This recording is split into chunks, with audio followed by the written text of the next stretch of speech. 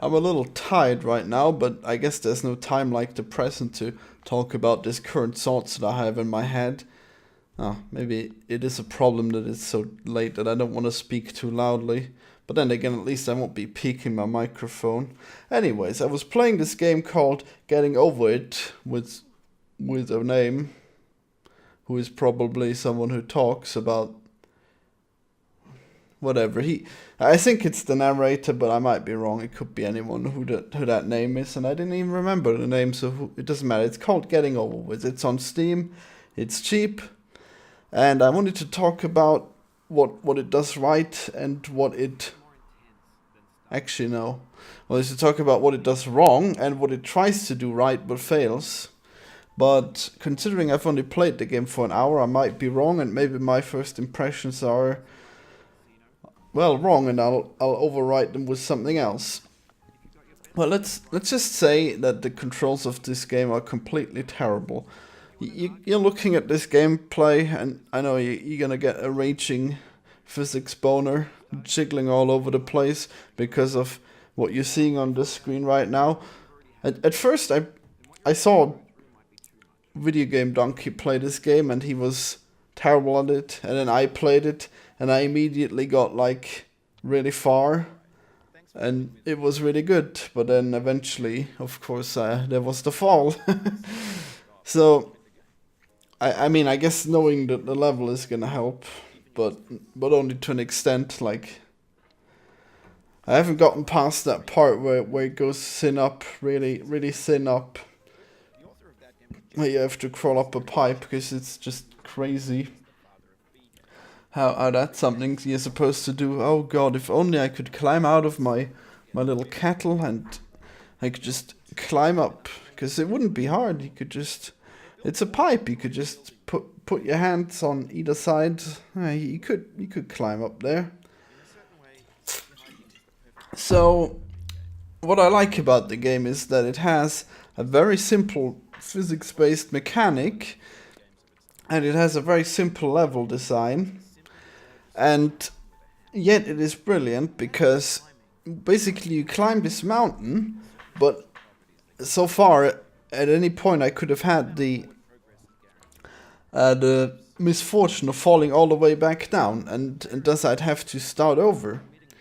So basically in the game you don't really progress by reaching a checkpoint or anything, but instead the way you progress is by acquiring skill, because eventually you'll be so good that going up the first step of the mountain will be a piece of cake.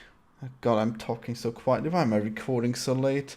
Because I would forget otherwise, that's why. Oh my god, the fourth wall breaking. Right, and now I forgot where I was. This is just so professional. Right, anyways, this isn't even late when this comes out, I guess. Well, who knows, who knows what time zone you're even in? You could be anywhere. You're probably American, though.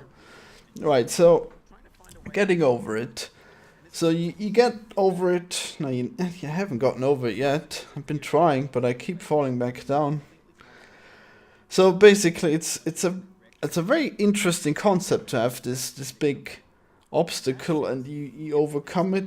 Well, you try to overcome it, but then you fall back down and you have to start again. But starting again is easier now because you already know what you're doing. But then you get to a point where it's so hard that you're just gonna be stuck at a spot, and you're gonna keep falling over and over again. And you're still trying to get back up to that point. God, I'm tired. And when you get to that point, you're gonna fail again because it's so hard, and it's ridiculous. And it would be a really good concept if only it weren't for the fact that the controls are really bad. They're just so incredibly bad. So basically this game doesn't have... It only has mouse movement, nothing else. And I like the concept, but it's not delivered well. Because you'd think that if you had only mouse movement, then you would at least get mouse movement right. But the game doesn't get mouse movement right. Not one little bit does it get mouse movement right. I mean, that's my impression of it, but then I see their point of view, because the way they made it is that it's basically as close to the hammer as it can be. So basically, you're moving your mouse and then it moves the hammer, but then if you move your mouse further than the hammer, then it's gonna stop the mouse, and then what's gonna happen is that you don't know where the mouse is because you desynchronized with the progress of where the mouse should be and where the mouse really is, and thus you lose control, which is apparently what they had in mind. Because I mean, the way I would make it is so that you could move your mouse cursor freely and then the hammer would follow it. But then obviously this could lead to any kinds of trouble. But I think they should have made it so it would be... I think they should have made it so that the mouse cursor is constant and the hammer tries to follow it. But who knows what they can do and what they can't do. It's quite... Oh, but Jesus, I bet this is the worst ramble ever. My God, me pointing that out constantly doesn't help either. Just look at this game. You can jump around.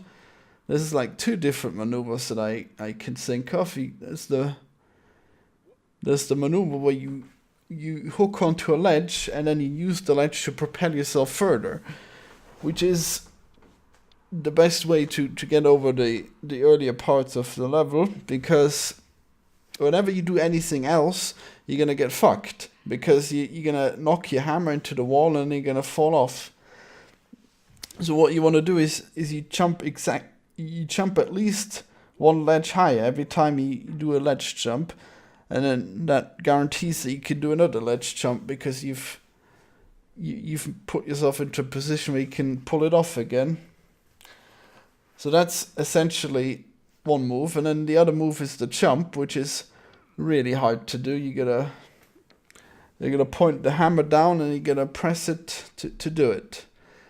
You're gonna move it away from you to do it, the jump. Yeah, it's basic. It's a jump. It's kind of like triagonal work too, only that you had 3 legs instead of 1, and it could hold on to things.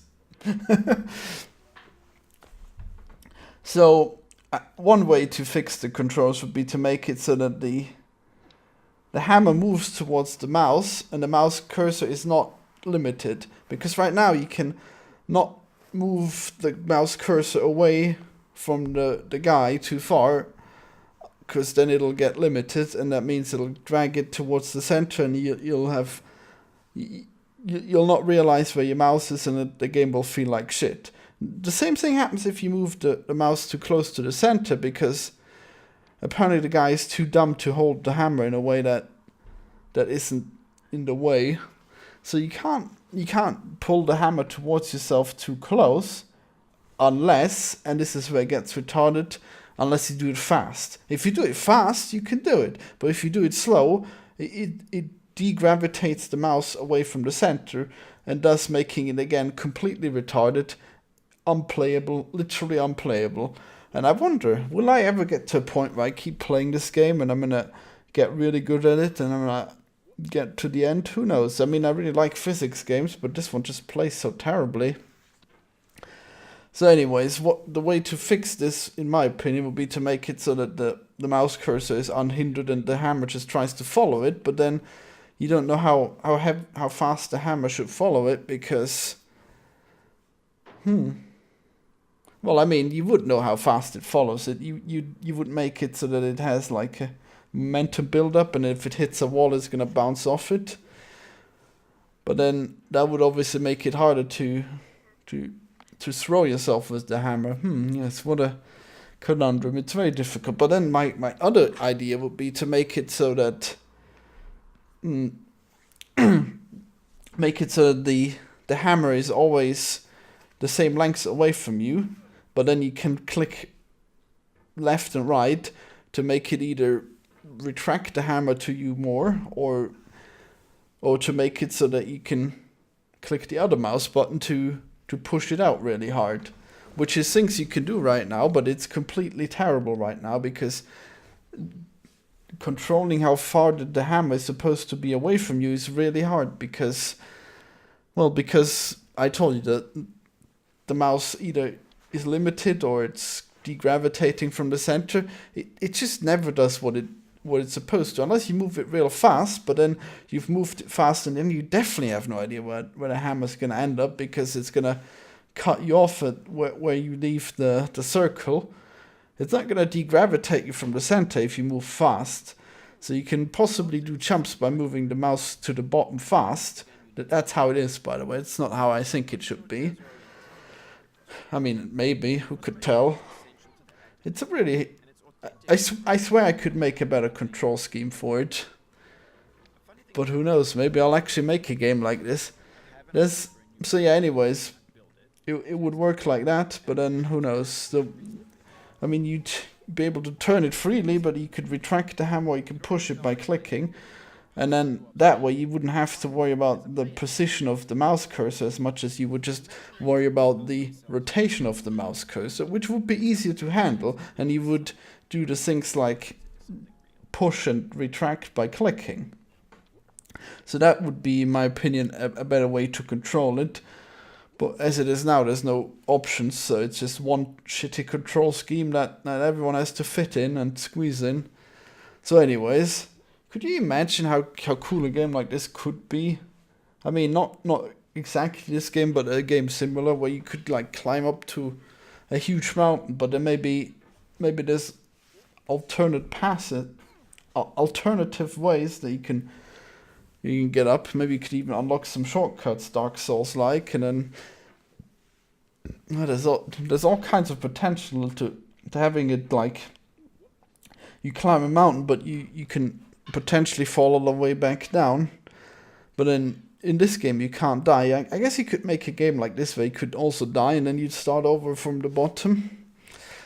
There's all kinds of possibilities with this kind of concept. It's just like in Shadow of Mordor. Oh gee, there's a lot of interesting game concepts going on out there, but they're not really living up to their potential most of the time. Oh well. Shadow of Mordor did better than this though, but who knows. So anyways, the reason I had to stop playing for now is because my hand hurts, and I guess I must have been overusing the mouse hand. And then this game comes along and it's, oh my god, it's probably the worst game if you got a mouse hand that hurts.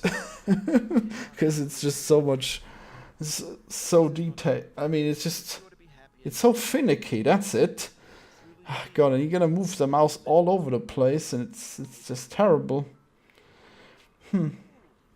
Well, tell me what you think. Have you played this game?